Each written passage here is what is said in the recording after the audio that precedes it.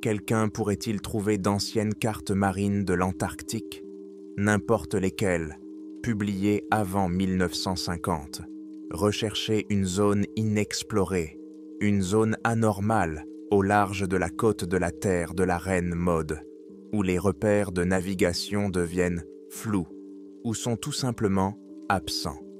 Mon grand-père a travaillé pendant près de 40 ans aux Archives nationales. Il n'était pas historien.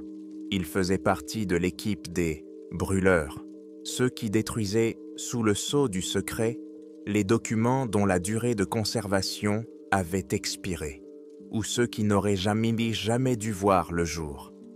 Avant de mourir, il m'a donné la seule chose qu'il avait emportée de son travail pendant toutes ces années, un épais cahier, relié en cuir.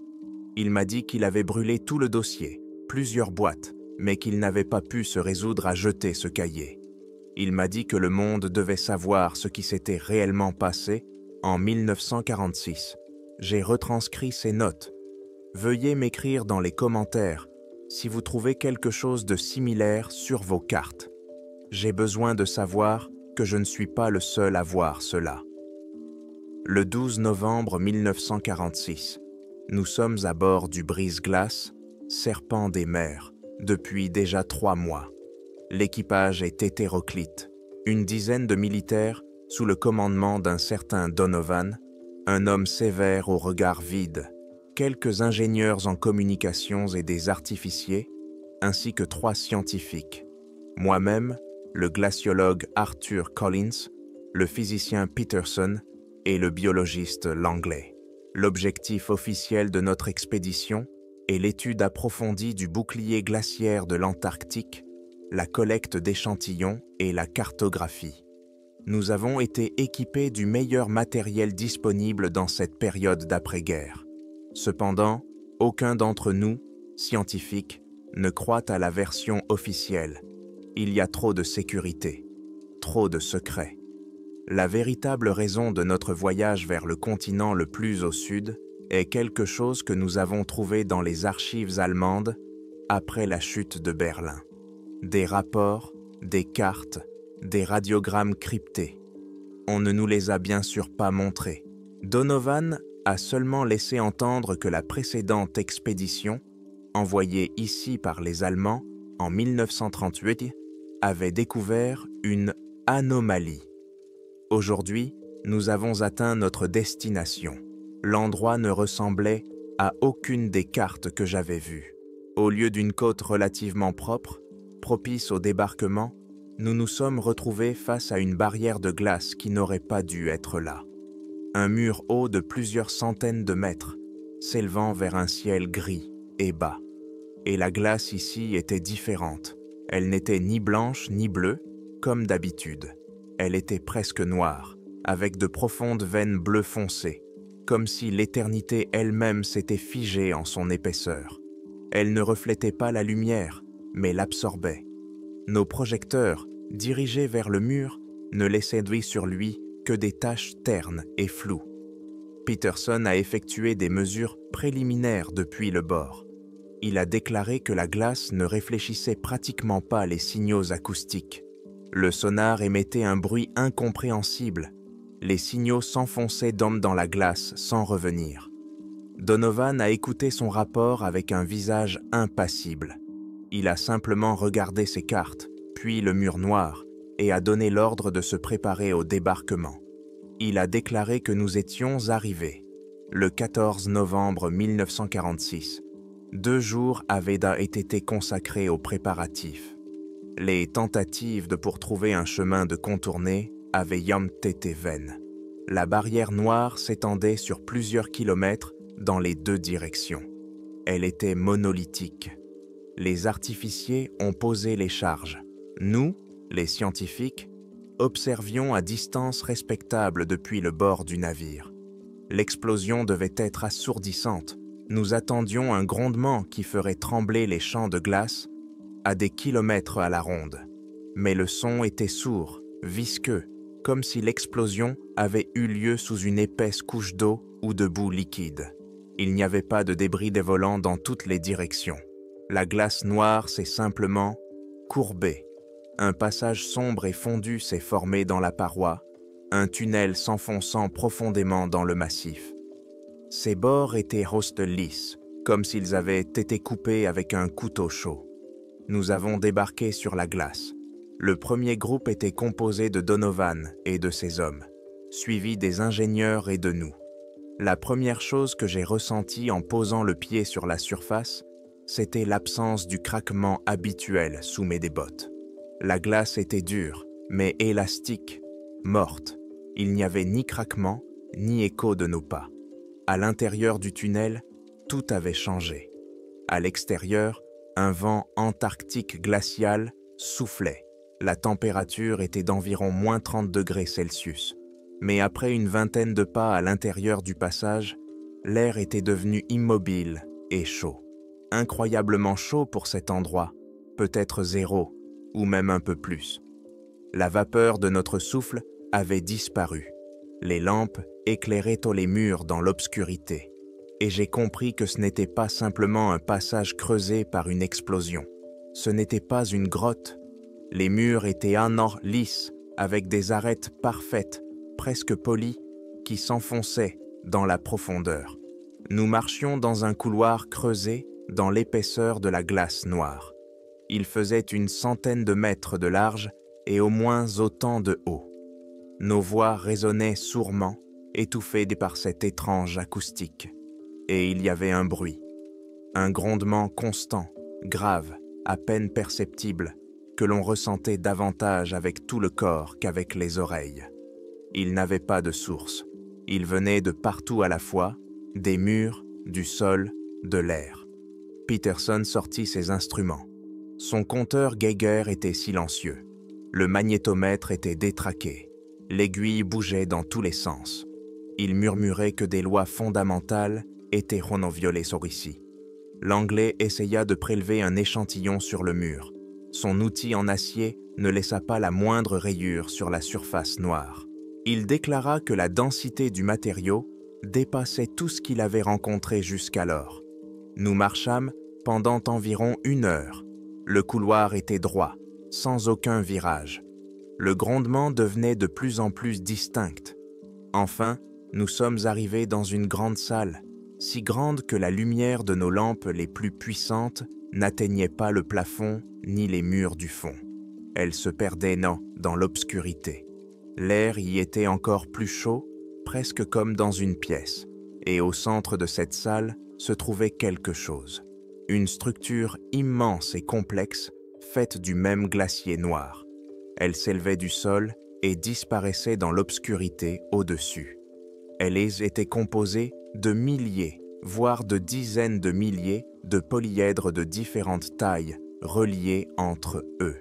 Certaines étaient grandes comme une maison, d'autres pas plus grosses qu'un poing. Et toute cette construction bougeait lentement, très lentement.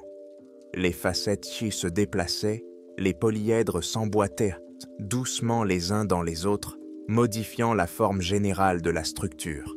Sa géométrie était irrégulière, impossible.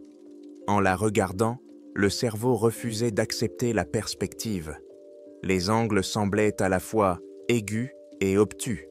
Les deux lignes étaient droites et courbes. Un bourdonnement émanait de la structure. Ce n'était pas un son mécanique, c'était le son de sa propre transformation. Nous restions silencieux, stupéfaits. Même les soldats de Donovan, des hommes qui avaient connu la guerre, regardaient la structure bouche bée. Peterson tomba à genoux. Il ne cria pas, il se contenta de regarder la structure et de marmonner quelque chose à propos de transition de phase et de projection multidimensionnelle, visible dans un espace tridimensionnel. Il affirma que c'était physiquement impossible, que cette chose ne pouvait pas exister. Donovan semblait être le seul à garder son sang-froid. Il observa l'objet pendant quelques malicieuses minutes, puis fit un bref rapport au vaisseau par radio. Objet localisé. Il est actif. Il se tourna ensuite vers nous, les scientifiques. Son visage était dépourvu de toute expression. Il donna l'ordre. Nous devions prélever des échantillons. Nous devions le toucher. Le 16 novembre 1946, l'ordre de Donovan resta suspendu dans l'air immobile de la salle. Personne ne bougeait. Regarder cette structure était une chose, mais la toucher, cela semblait sacrilège, comme une violation d'une loi de la nature qui n'avait même pas encore été écrite. Donovan toussa impatiemment. Son regard se posa sur l'Anglais. Le biologiste déglutit, ajusta ses lunettes et s'avança lentement. Il portait un kit de prélèvement composé de récipients stériles et d'un grattoir en acier.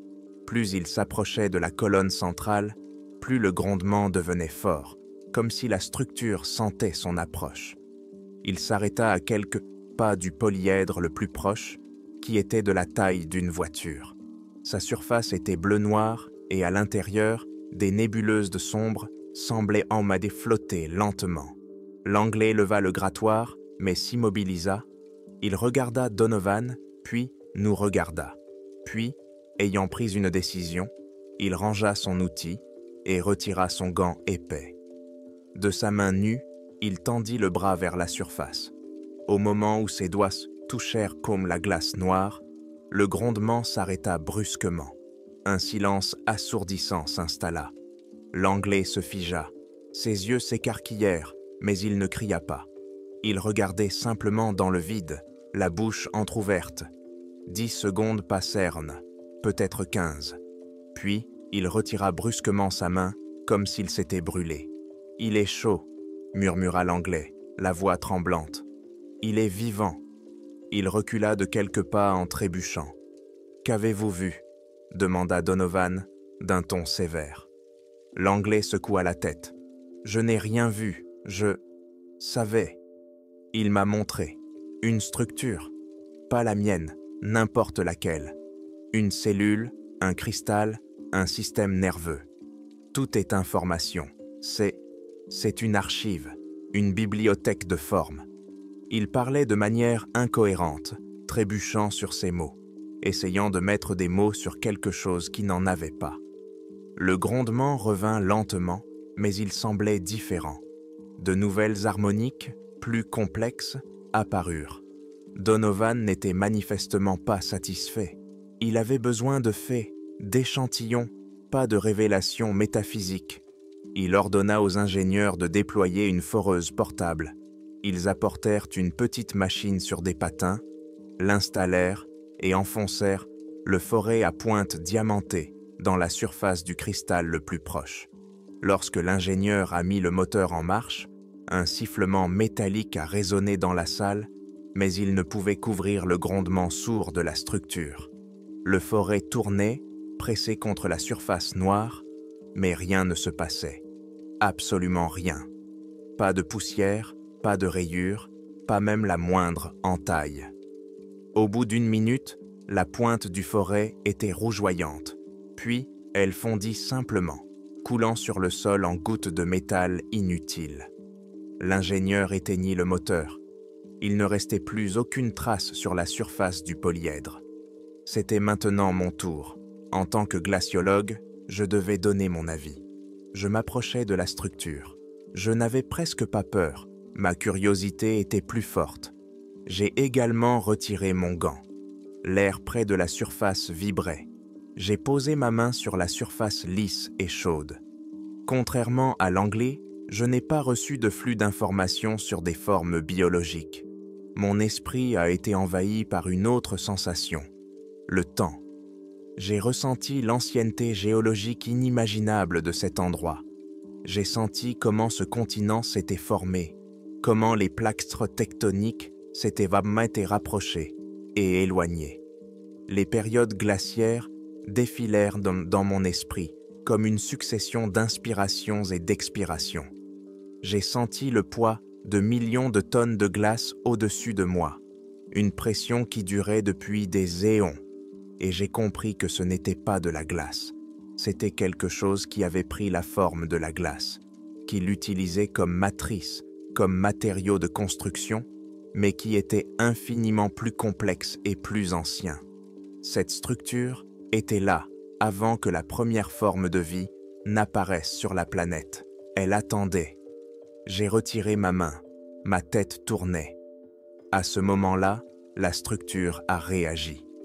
Le grondement s'est amplifié de plusieurs ordres de grandeur, devenant presque douloureux. Les figures géométriques ont commencé à se déplacer plus rapidement, se réorganisant à une vitesse remarquable. Puis, le sol sous nos pieds s'est mis à briller. De fines lignes de lumière se sont propagées dans toutes les directions à partir de la base de la colonne centrale, formant un motif complexe en constante évolution. Elles se séparaient, se croisaient, formant quelque chose qui ressemblait à la fois à une carte stellaire et à un circuit imprimé de la taille d'un quartier urbain. Peterson, qui était dit rester assis par terre, la tête entre les mains, leva soudain les yeux. Ses yeux étaient remplis d'horreur et de reconnaissance.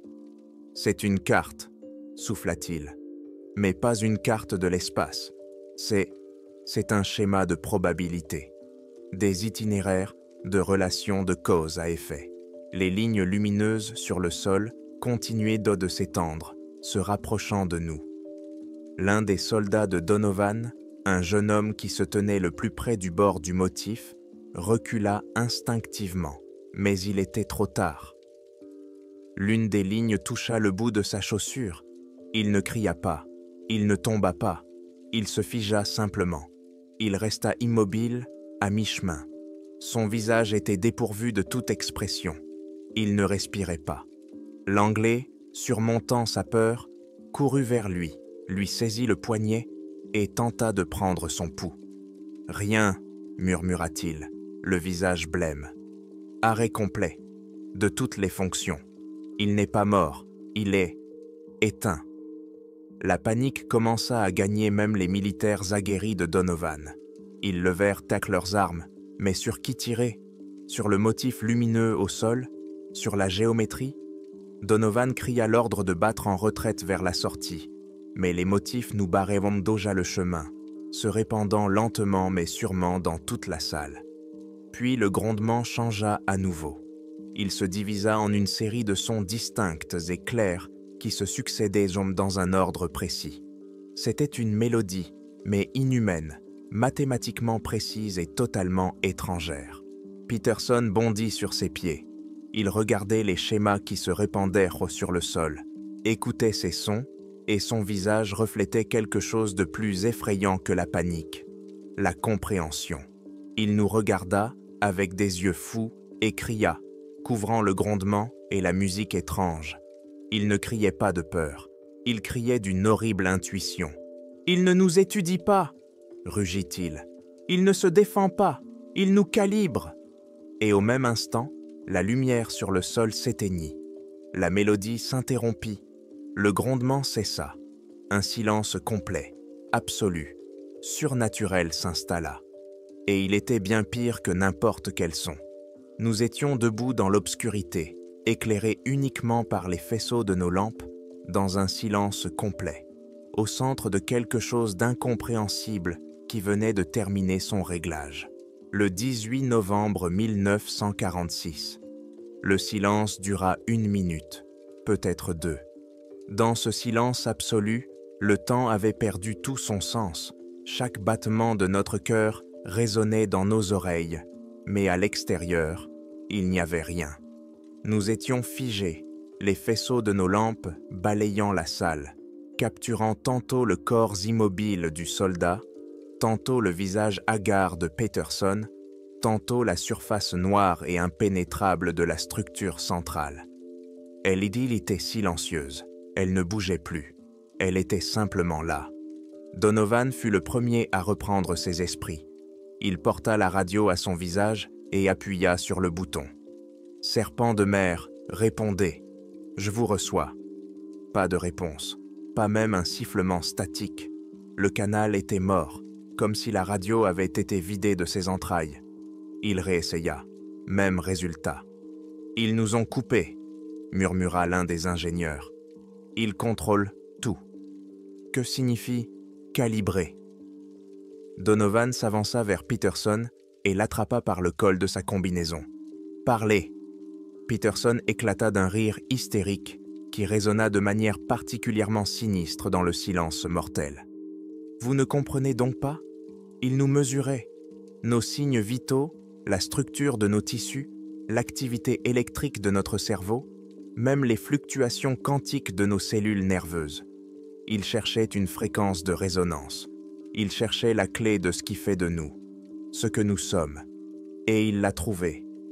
À ce moment-là, un bruit se fit entendre dans la partie éloignée et non éclairée de la salle. Le bruit d'une chaussure traînant sur le sol lisse. Un pas, puis un deuxième. Le son était parfaitement clair, distinct, tel que nos propres pas auraient pas dû l'être si l'acoustique de cet endroit n'avait pas été aussi sourde. Toutes les lampes se tournèrent dans cette direction. Des faisceaux de lumière transpercèrent sur l'obscurité, mais ne révélèrent rien d'autre que la surface noire, infinie du sol et des murs. Et alors, une voix retentit, la voix de l'anglais. La densité est incroyable, l'acier ne passe pas. C'était exactement la phrase que l'anglais avait prononcée 1 heure plus tôt, lorsqu'il avait essayé de gratter le mur. Mais l'anglais se tenait à côté de moi, la bouche fermée, le visage figé par l'horreur. « Ce n'est pas moi », murmura-t-il. Le cauchemar commençait. D'autres voix surgirent proches de l'obscurité. Nos voix, des fragments de conversation, des bribes de phrases que nous avions prononcées depuis notre atterrissage. Vérifiez la pression dans les bouteilles. Le signal s'affaiblit. Combien de temps encore? La voix de Donovan donnant un ordre. La voix de l'ingénieur jurant contre la foreuse en fusion. Ma propre voix décrivant une sensation d'ancienneté. Les sons se superposaient, créant une cacophonie insensée faite de nos propres mots, dépourvus de sens et de contexte. C'était une torture acoustique. « Il ne fait pas que répéter !» cria à nouveau Peterson, essayant de couvrir le cœur de nos fantômes. « Il reproduit, il crée des copies, pas seulement du son, mais tout le reste. » Les soldats se mirent à tirer dans le noir. Les balles s'envolèrent dans le vide. Le bruit des couteaux de feu était aussi sourd et visqueux que celui de la première explosion à l'extérieur. Cela n'apportait aucun soulagement. Donovan cria « Cessez le feu !» et l'écho de son ordre résonna immédiatement dans l'obscurité, se moquant de lui. Son autorité s'était évaporée. Nous étions pris au piège, avec quelque chose qui jouait avec nous, nous utilisant comme matière première. L'un des soldats, un caporal du nom d'Evans, s'écria soudainement et se couvrit les oreilles de ses mains. « Tais-toi! Sors de ma tête !» hurla-t-il. Une voix fantomatique, qui ressemblait exactement à la sienne, répondit calmement et distinctement depuis l'obscurité. Ma maman m'a dit de ne pas venir. Elle disait que cela finirait mal. Evans se mit à sangloter. C'était sa peur, son souvenir personnel, exposé aux yeux de tous. Il leva son fusil et tira dans le noir. Et l'obscurité répondit. Une silhouette commença à se détacher du sol noir à l'endroit où les faisceaux des lampes y étaient dirigés. Elle se formait à partir de la même matière que tout ce qui l'entourait, prenant forme, couleur et détail. Quelques secondes plus tard, nous avions devant nous une copie conforme du caporal Evans. Elle était vêtue de la même combinaison, tenait le même fusil, et son visage était figé dans la même expression de terreur panique. Le vrai Evans cessa de tirer et fixa son double. La copie n'attaqua pas. Elle s'avança simplement vers lui. Ses mouvements étaient le reflet exact de ceux d'Evans. Le caporal recula d'un pas et la copie fit un pas en avant. Il leva son fusil et la copie fit de même. « Qu'est-ce que c'est que ça ?» murmura quelqu'un à côté de moi. La copie s'approcha tout près.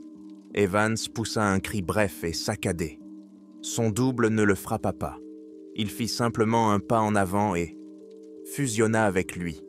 Pendant un instant terrifiant, leurs silhouettes se superposèrent, scintillant et se déformant comme l'image d'un téléviseur cassé. Puis la silhouette du caporal Evans s'affaissa et s'effondra sur le sol. La copie s'immobilisa un instant. Son visage devint complètement vide. Puis elle s'effondra simplement, s'étalant sur le sol et redevenant partie intégrante de la surface noire. Tout se passa en quelques secondes. Nous restâmes figés de terreur. Nous avions compris. Cela ne se contentait pas de tuer. Cela effaçait, remplissait l'original de vide. Nous avons compris. Il ne créait pas de copie. Il créait un vide en forme humaine, puis le remplissait de nous. Donovan, dont le visage était gris dans la lumière de la lampe, donna le dernier ordre qui avait un sens. Vers la sortie, courez! Nous nous sommes retournés et avons couru vers le tunnel d'où nous étions venus. Et derrière nous, à la lumière de nos lampes qui s'éloignaient, de nouvelles silhouettes commencèrent à se lever du sol. Les silhouettes de chacun d'entre nous. Le 20 novembre 1946. Note fragmentaire. J'écris ceci en courant. Nous courons dans un couloir noir sans fin. Il semble plus long que lorsque nous sommes arrivés. Peut-être l'est-il, peut-être que cet endroit s'étire et se contracte à volonté. Nos respirations lourdes, le bruit de nos bottes, le cliquetis de notre équipement sont les seuls sons dans ce monde mort. Derrière nous, le silence. Il ne coursit pas. Il marche, simplement. D'un pas régulier, mesuré, implacable. Nous nous retournons et, dans les rayons vacillants des lampes, nous les voyons. Nos copies dans conformes. Silhouettes sombres, se découpant sur le fond de noir. Silencieuses et déterminées. Leur poursuite silencieuse est plus effrayante que n'importe quel cri. Ce n'est pas une simple poursuite, c'est une guerre psychologique. Ils ont commencé à parler. Pas en chœur, comme dans une salle, mais individuellement. La voix de mon double, calme et posée, a retenti dans le silence derrière moi. Arthur, réfléchissez. Des échantillons de cairns provenant de cette glace. Nous pourrions lire l'histoire de la planète sur 1 milliard d'années. C'est la plus grande découverte de l'histoire. Il touchait mon point faible, ma curiosité scientifique. Je trébuchais, mais quelqu'un, Donovan, je crois, m'attrapa par le bras et me tira en avant. Puis le double de Peterson prit la parole. Il ne criait pas comme le vrai Peterson auparavant, mais parlait doucement, d'une voix suave. Le calibrage est terminé. Le réceptacle est prêt pour le transfert de conscience. Plus aucune limite de la chair, Peterson. Seulement la connaissance pure. N'est-ce pas ce que vous avez toujours voulu? Nous courions, et ils poursuivaient ce dialogue monstrueux avec nous. Le double de Donovan donnait des ordres de la voix de son original, essayant de faire arrêter les soldats. « Soldats, prenez position. Je vous ordonne de livrer bataille. » Les 2 soldats qui restaient avec nous hésitaient.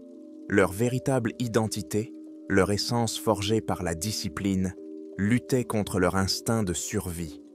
L'un des ingénieurs en communication qui courait légèrement devant nous glissa et tomba.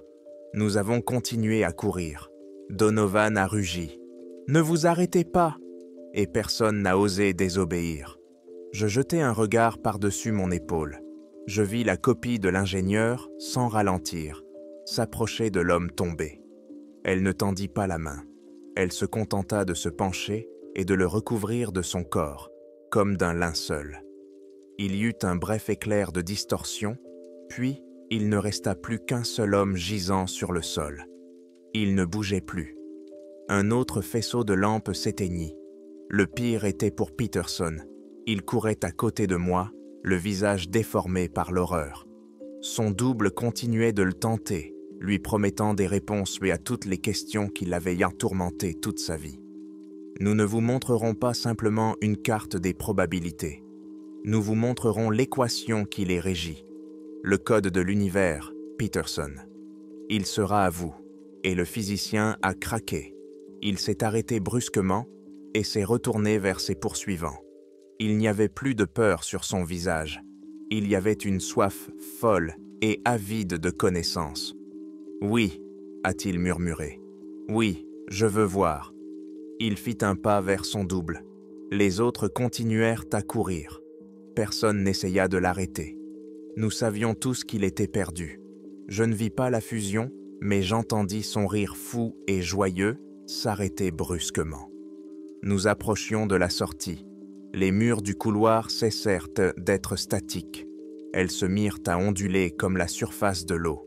La glace noire se courba, la géométrie de l'espace changea sous nos yeux. Le passage se rétrécit, puis s'élargit à nouveau. De nouvelles saillies surgirent au des murs, nous obligeant à zigzaguer. Cet endroit ne voulait pas nous laisser partir.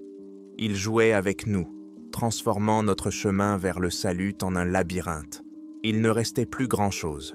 Moi, Donovan, le biologiste Langley et 2 soldats. Devant nous, une lumière apparut. Pas la lumière d'une lampe, mais une autre, terne, grise, réelle. La lumière d'un jour antarctique, perçant à travers la brèche que nous avions faite il y a une éternité. L'espoir nous envahit, nous donnant des forces. Nous courions sans sentir nos pieds gelés ni nos poumons en feu. 50 mètres, 40, 30. Nous avons aperçu la sortie, une lumière grise et salvatrice. Il ne restait plus que 22 mètres. Nous courions en criant des mots incohérents. Et alors, juste devant nous, un mur de glace noire s'éleva du sol et des murs du passage, nous coupant du monde. Il se forma en 1 seconde, lisse, monolithique, sans aucune fissure. La sortie avait disparu. Nous nous sommes précipités contre lui. Nous l'avons frappé de nos poings, mais c'était comme frapper contre un rocher. Puis, je me suis retourné. Nos poursuivants avaient cessé d'avancer. Ils se tenaient à quelques pour ne pas de nous. 5 silhouettes, des copies conformes de nous 5. Ils n'attaquaient que pas. Ils se tenaient simplement là, dans le silence de mort du couloir. Et ils attendaient, Randy. La date est illisible. Probablement le 21 novembre 1946. Nous étions pris au piège. 5 personnes vivantes et 5 reflets silencieux. Le silence était oppressant, presque palpable. Mes pensées se bousculaient. C'était la fin. Mais comment? Que comptait-il faire? La réponse ne vint pas d'une action. La réponse vint d'un théâtre silencieux et effrayant. Ils commencèrent à bouger. Pas vers nous. Ils vivaient en est tout simplement. Le double d'un des soldats leva la main et la passa sur son visage, exactement comme un vieil homme essuyant une larme. La copie de l'Anglais s'est soudainement agrippée à sa poitrine, son visage déformé par une grimace de douleur muette, imitant la crise cardiaque qui pourrait le frapper dans 30 ans. Le double de Donovan se tenait simplement debout, droit, regardant dans le vide, monument à une longue retraite vide qu'il n'aurait jamais. Mon double, il leva la main et commença à écrire quelque chose dans l'air avec un doigt invisible. Il m'imitait, vieux, obsédé, essayant jusqu'à la fin de ma vie de décrire ce que j'avais vu ici. Il ne nous menaçait pour pas de mort.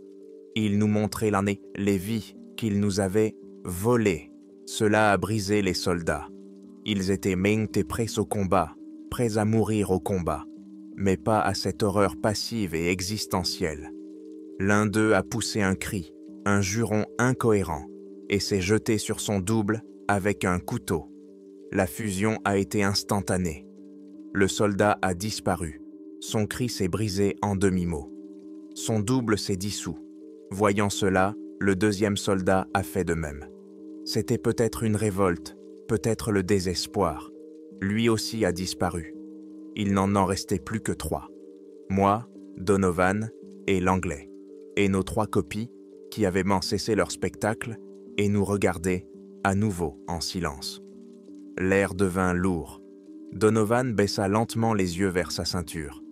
Pendant toute cette poursuite effrénée, il n'avait pas utilisé son dernier recours, la grenade. Il savait qu'elle n'endommagerait pas cette structure, qu'elle ne traverserait pas le mur. Mais c'était son dernier ordre, la dernière décision qu'il pouvait prendre seul. Il me regarda, puis l'Anglais. Dans ses yeux vides, Je vis pour la première fois autre chose que le devoir, peut-être de l'humilité. Ce n'est pas à eux de décider comment cela finira, dit-il doucement. Sa voix n'était ni héroïque ni désespérée, juste un constat. Il n'a pas lancé la grenade, il a de retirer la goupille et la serrer contre sa poitrine. L'Anglais se tenait à côté de lui. Il avait tout compris et n'a pas reculé. Il a simplement fermé les yeux. Je me tenais à quelques mètres d'eux et j'ai instinctivement couvert mon visage de mes adémins. L'explosion fut un bruit sourd, immédiatement étouffé par le silence des lieux. Un éclair aveuglant m'aveugla et le souffle me projeta contre le mur. Je me cognai la tête et perdis connaissance pendant quelques secondes. Lorsque j'ai repris connaissance, tout était fini. Une odeur âcre de poudre à canon flottait dans l'air. Donovan et l'Anglais, il ne restait presque rien d'eux. Leurs copies avaient également disparu.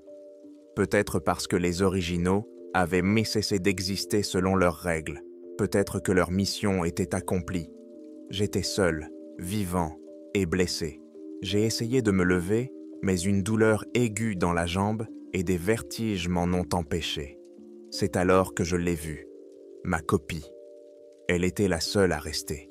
Elle se tenait à quelques pas de moi et me regardait de ses yeux vides. Elle ne s'approchait pas. Elle n'essayait pas de se fondre en moi. Elle observait simplement. Puis elle a m'échauffé quelque chose que je n'avais pas prévu. Elle s'est détournée de moi et s'est approchée du mur qui nous barrait la sortie. Elle l'a touché avec sa paume. La surface noire s'est mise à onduler. Un petit objet est apparu lentement, comme s'il était expulsé de l'intérieur. Rectangulaire, sombre. Mon carnet, celui dans lequel j'avais pris ces notes, il avait dû tomber de ma poche lors de l'explosion. La copie le prit. Elle l'ouvrit à la dernière page, puis elle s'assit par terre à côté de moi. Elle me regarda, puis regarda les lignes vides, et elle commença à écrire. La dernière note du journal a été écrite de la même main que toutes les précédentes. L'encre est fraîche. L'explosion m'a assourdi. Donovan et l'Anglais sont décédés. Leurs copies en jeu ont disparu. La mienne est restée. Elle se tient au-dessus de moi et ne me touche pas. Le mur qui bloque la sortie est toujours là. Je suis blessé. Je ne pourrai pas m'échapper. Mais je dois finir mon journal. Je dois informer le monde de ce qui s'est passé ici.